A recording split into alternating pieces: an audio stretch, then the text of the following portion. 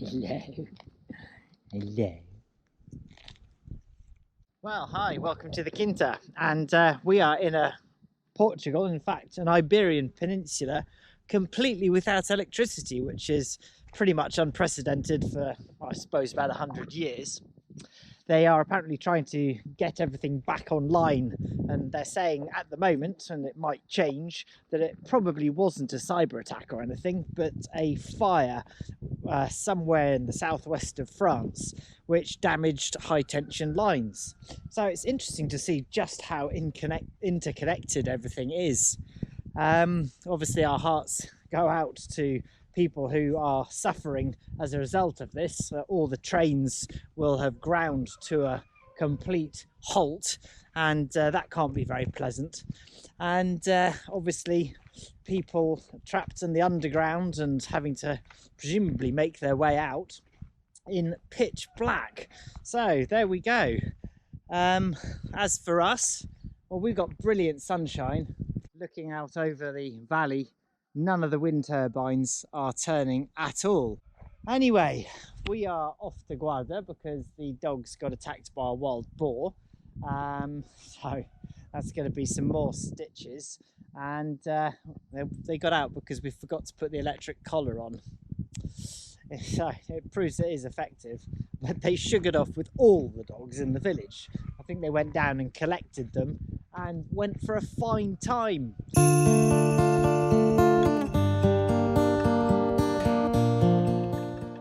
In Portugal, we have restrictions as to when we can use machinery with metal blades. Basically, in the summer, you don't want them striking rocks, causing sparks and potentially causing fires. So we've got to get the grass cut, and this is why I'm swapping out the rotavator from the back of the tractor with the flail.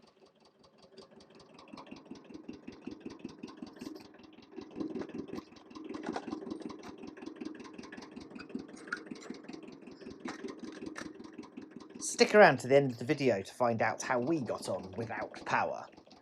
Well, I wanted to have a quick look into what really might have happened, because the headlines are blaming extreme heat or even solar storms. But it was 23 degrees in Madrid, 21 in Lisbon, so that's pretty seasonal average. And I haven't been able to actually find any evidence of solar storms. So I looked a bit further, and it seems that the majority of the gas plant capacity was offline, and that was to do with some scheduled maintenance, but also the fact that the wholesale price of electricity was very low. It was about €40 per megawatt hour, so gas units just didn't fire up. Wind forecasts overshot, and apparently there wasn't enough wind to cover the demand that was expected. And France also had their transmission lines full, and there was just no way to sort of move surplus power around, for example, solar power from the south. And the grid operator raised the alarm about 30 minutes before blackouts started, and this was too late to start up other gas turbines or anything, get them up to speed. So what's the takeaway? Iberia has added a lot more wind and solar. In fact, Spain only, I think it was the 21st of April, was producing 100% of its electricity with solar and wind. But there wasn't the backup when the fluctuations happened. So it wasn't a phantom heat wave or space weather. It does appear that there just wasn't the backup in place at the time it was needed.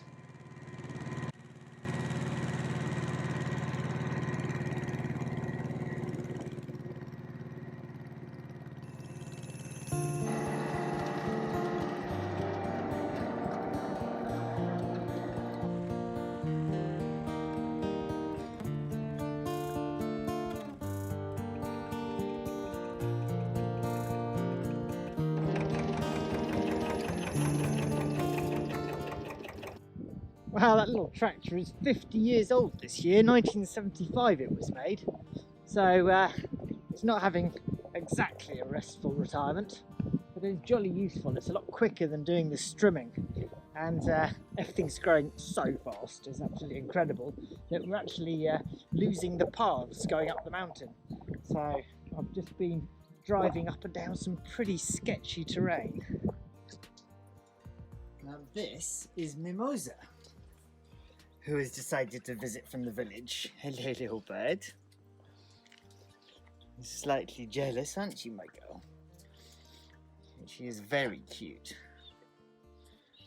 Yes, she is. I think that she is probably half sister to the little girls. Yeah. Squeak. Right, what's going on up here? Hello. Dogs everywhere.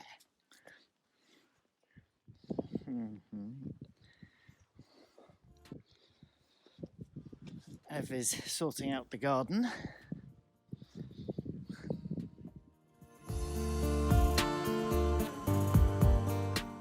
Nice sunny day.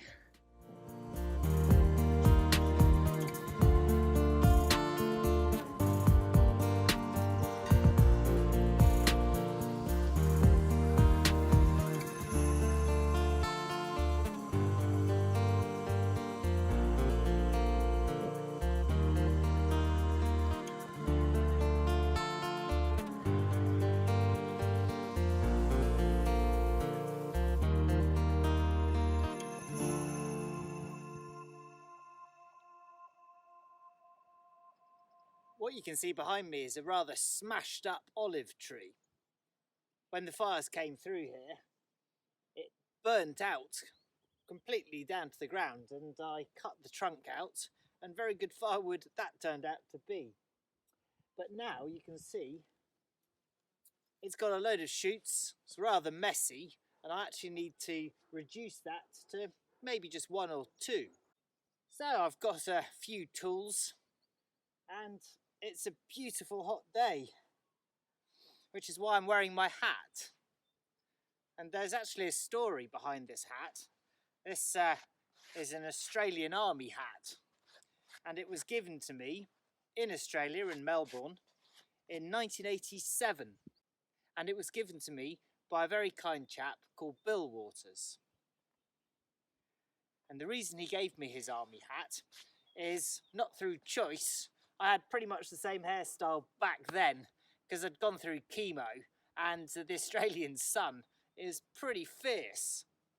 So this has followed me around ever since, nearly 40 years now, and it is getting a little bit close to retirement, but still a wonderful thing. So Bill isn't with us anymore. Maybe he's looking down and seeing me wearing his hat. But I'd like to say hello to Mary, and of course to Archie and to Helen, his kids. And if you're watching from Australia, how are you? Right, let's get on with this. Although I think I'm going to take my jersey off first. Clear out some rubbish.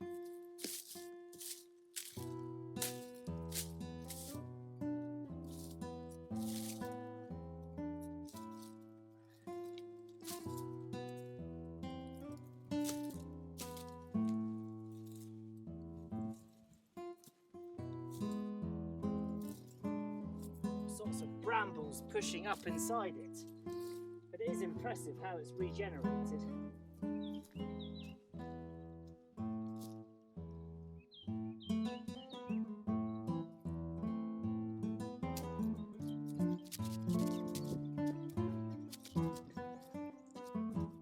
Okay, we're starting to see what we're working with.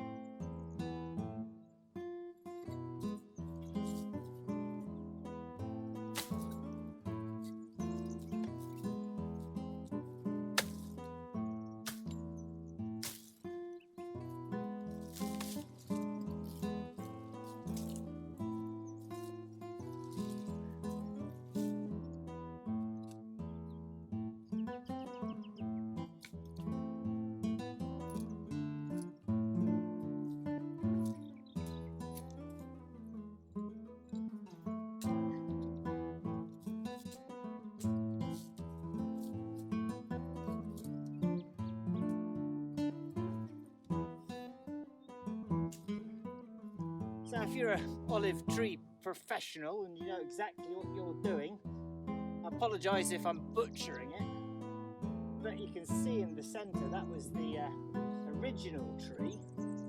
It was quite a big one. So the roots, the system here, should be really quite extensive underground. And that means that by taking out all this sort of rubbish and scrub, it's going to be able to put all of its oomph into what's left.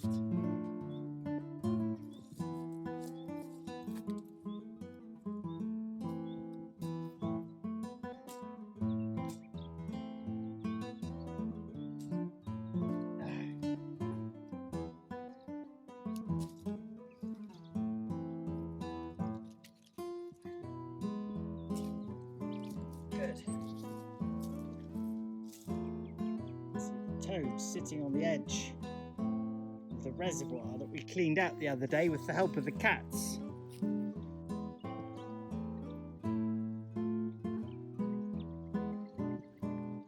We have an apple tree coming into flower. That needs a bit of pruning. And there we go. Job done. I'm going to leave the tree alone now. He's probably had a bit of a shock. He says tripping over a dead branch.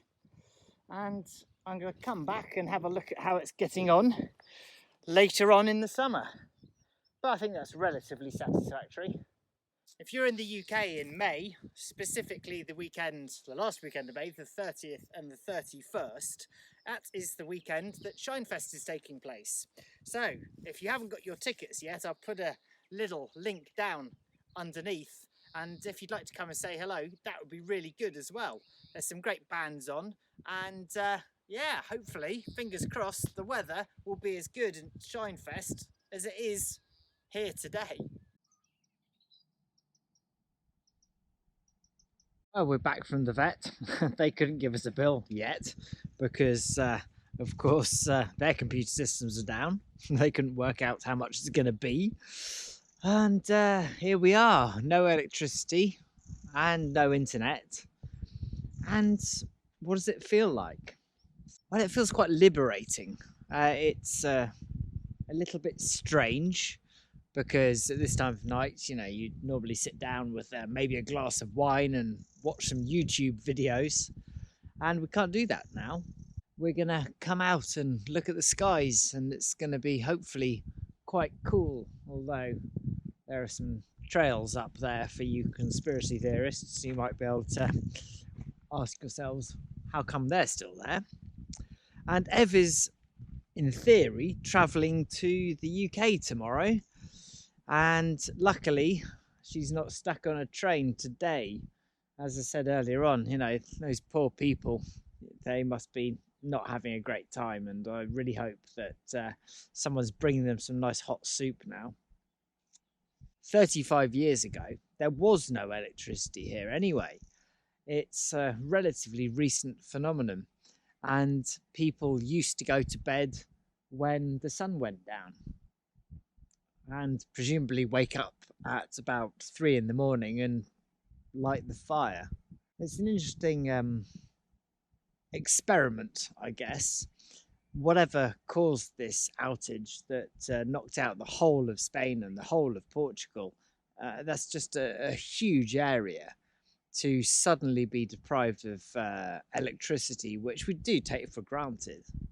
It's hard to imagine, really, how life used to be, and now we're being introduced to that fact. I quite like it in a way, but if it goes on for too long, the freezer is going to defrost totally, and I'm going to have to do an awful lot of cooking and an awful lot of bottling up of food. Anyway, so I have no idea, therefore, when you're going to watch this video. But at the end of the day, we have gas to cook with, not electricity. So we can take the eggs from the chickens, we can go and get the vegetables from the garden, and we can look after ourselves. We have obviously spoken to our friends who live in the big cities in Madrid and other places, and said, look guys, if it gets difficult, come here. And I think they appreciate that, but I think they'll get the big cities back online pretty quickly. And still, it's the first time I've looked behind me and not seen those wind turbines flashing with their lights to ward aircraft. It's pretty cool. I mean, I think tonight is going to be such a deep darkness. I'm looking forward to that. Do I want it to last forever? Should we install some solar and some batteries? Anyway, I'm going to sign out now. We're going to go and have some supper, and we'll report back a bit later on. I should say, there are so many theories going around about what it was. Was it a cyber attack? Was it something else? Was it the Russians, the Americans, the Ukrainians? Yeah, well, come on. But one of the guys I was speaking to down in the village was saying, oh, wonder if they're just seeing what we would do.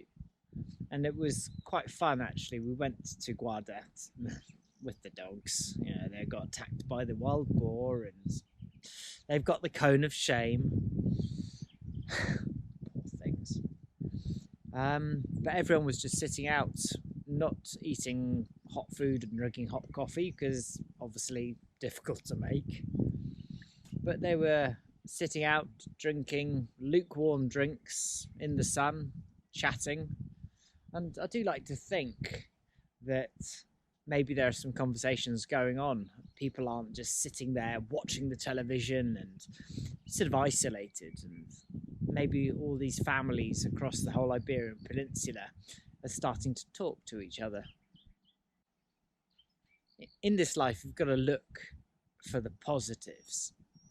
I really do think that's the case. Life is hard everywhere.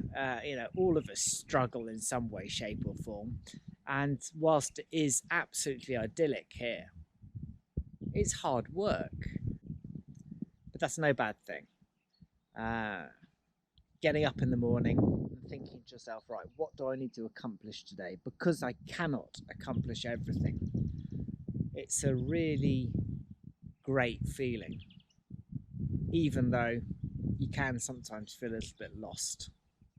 I'd like to dedicate this video to Dona Piedade, the last person who lived on the Quinta before we came to this beautiful place. We buried her today, and she was 103 years old. God rest her soul. And so much love to her family. Such beautiful people. So how's the 19th century going? Pretty well. As in unity. As for now. It's a bit of a new thing, so hey. Well, or an old thing. Oh wow, absolutely. What was that about the Tartarians having free electricity?